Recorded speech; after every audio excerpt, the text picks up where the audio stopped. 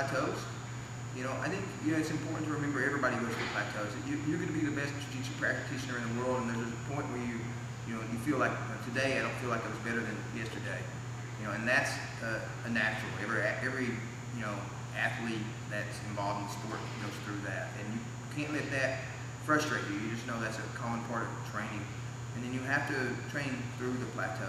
One of the cool things about jiu-jitsu is there's so many options when you're training, right? You can be so creative, and you can experiment with so many things, right? And if you feel like you've plateaued in one area of your game and you're having a hard time breaking through that game, it's okay to explore, different avenues of your game, right? If you feel like you're plateaued passing the guard, and there's nothing wrong with now kind of trying to hone in on you're using the guard to submit or to sweep somebody.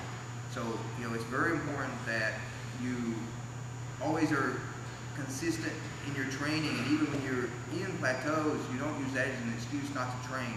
You come in and you train through your plateaus, and you always have an optimistic view of what's going to happen, down the road, and not be so caught up in, maybe a training lull you're having, right? Because you'll eventually get through that. Everybody gets through that as long as they keep training. I think that the key element to all of this, whether it's how do you get better at jiu-jitsu or how do you get through plateau, is consistency.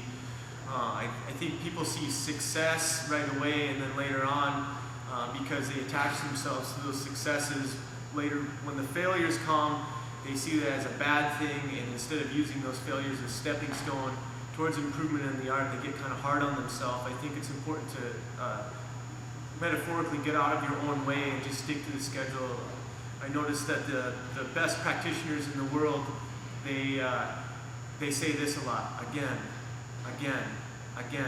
and they're on the mat, they're consistent, and no matter the outcome, they're there.